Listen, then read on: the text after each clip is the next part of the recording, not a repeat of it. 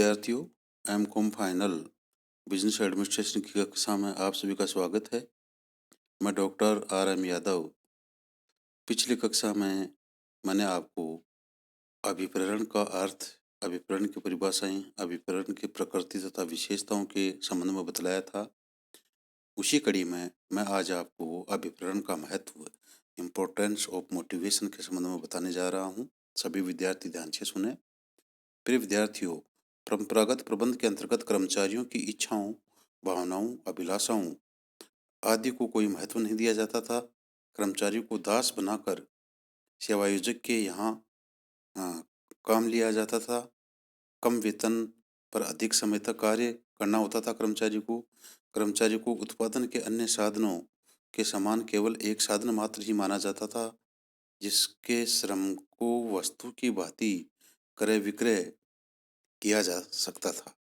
इस प्रकार कर्मचारियों के प्रति मानवीय दृष्टिकोण नहीं अपनाया जाता था। सेवा नियोजकों की यह धारणा थी कि कर्मचारियों के लिए कल्याणकारी कार्य करना उनके अधिकार क्षेत्र के बाहर है और ईश्वर ही उन कार्यों को कर सकता है। फलतः उस समय अभिप्रेरण का कोई महत्व नहीं था, लेकिन वैज्ञानिक प्रबंध के प्रादुर्भाव और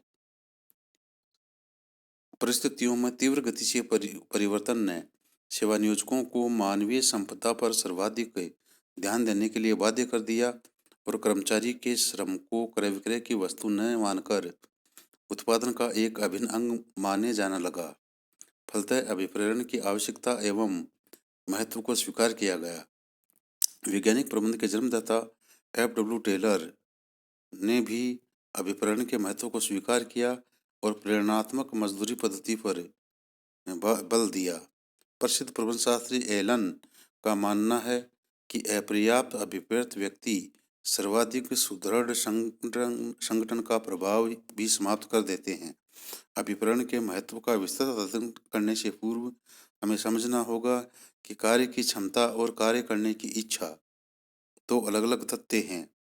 एक व्यक्ति शारीरिक, मानसिक, तकनीकी सभी दृष्टियों से कार्य करने के योग्य हो, लेकिन वह कार्य करना नहीं चाहता, अर्थात उसकी कार्य करने की इच्छा नहीं है। तो ऐसी स्थिति में आवश्यकता इस बात की है कि उसकी कार्य के प्रति इच्छा जागृत की जाए और इस हेतु उसे अभिप्रेरित किया जाए। अतः जनरल फूड कॉरपोरेशन के भूतपूर्व अध्यक्ष क्लेरेंस फ्रांसिस ने ठीक ही कहा है कि आप किसी व्यक्ति का समय खरीद सकते हैं, आप एक विशिष्ट स्थान पर किसी व्यक्ति की शारीरिक उपस्थिति खरीद सकते हैं, लेकिन आप किसी व्यक्ति का उत्साह, पहलपन या वफादारी नहीं खरीद सकते। अभिप्रेरण की आवश्यकता एवं महत्व को हम अनेक प्रकार से समझ सकते हैं। अनेक बिंदु हैं जो अभिप्रेरण के महत्व को स्पष्ट करते हैं, जिनमें मुख्य रूप से किसी भी संस्थान के निर्धारित लक्ष्यों की प्राप्ति हेतु अभिप्रेरण आवश्यक है। बिना कर्मचारी को मोटिवेट किए प्रबंध के संस्थान के पूर्व निर्धारित लक्ष्यों को यथासमय पूर्ण कुशलता के साथ प्राप्त नहीं किया जा सकता। इसी प्रकार प्रबंध के संस्थान में अच्छे एवं सुदृढ़ मानवीय संबंधों की स्थापना में भी अभिप्रेरण का महत्वपूर्ण स्थान है। वैज्ञानिक प्रबंध के प्रादुर्भाव के कारण मानवीय संबंधों की स्थापना पर बल दिया जाने लगा। वर्तमान में हो रहे परिवर्तनों ने भी इस ओर सभी का ध्यान आकर्षित किया। मानवीय संबंध विचारधारा इस बात पर बल देती है कि कर्मचारी पहले मानव है और बाद में कर्मचारी, अतः उसके साथ मानवतावादी दृष्टिकोण अपनाना जाना चाहिए। अतः यह विचारधारा पुरानी पड़ गई है, जो कर्मचारी को उत्पादन के अन्य साधनों के समान क्रय विक्रय की वस्तु मानकर चलती थी। कर्मचारियों के साथ अच्छे संबंधों का निर्माण करके उनकी कार्य कुशलता में वृद्धि के साथ साथ उत्पादकता में भी वृद्धि की जा सकती है। वित्तीय और अवित्तीय अभिप्रेरण इस दिशा में एक महत्वपूर्ण भूमिका निभाते हैं। इसी प्रकार कर्मचारियों की कार्य के प्रति रुचि जागृत करने हेतु कर्मचारी को मोटिवेट किया जाना चाहिए। अभिप्रेरण के माध्यम से ही कर्मचारी कम से कम समय में अधिक से अधिक कार्य संपादित कर सकता है। इसी प्रकार कर्मचारियों का सहयोग प्राप्त करने के लिए भी प्रबंधकों द्वारा कर्मचारियों को मोटिवेट किया जाना चाहिए। कर्मचारियों का स्वैच्छिक सहयोग प्राप्त करने के लिए प्रबंधकों द्वारा कर्मचारियों को आवश्यक प्रेरणाएं दी जानी आवश्यक हैं। अधिकारियों और साथियों दोनों के साथ ही अच्छा व्यवहार लक्ष्यों की पूर्ति हेतु आवश्यक है। यदि प्रबंधक अच्छा व्यवहार करेंगे कर्मचारियों के साथ, तो कर्मचारी पूर्ण रूप से अपनी जी जान लगाकर कार्य को संपादित करेंगे और प्रबंधकों का सहयोग करेंगे। इसी प्रकार कर्मचारियों के मनोबल में वृद्धि करने हेतु भी अभिप्रेरण आवश्यक है। कर्मचारी मनोबल उनके उत्साह, जोश, अभिव्यक्तियों आदि से संबंध रखता है, जो उन्हें कार्य करने के लिए प्रेरित करता है। अतः कर्मचारियों को दी जाने वाली विभिन्न अभिप्रेरणाएं निश्चित रूप से कर्मचारियों की मनोबल में वृद्धि करती हैं।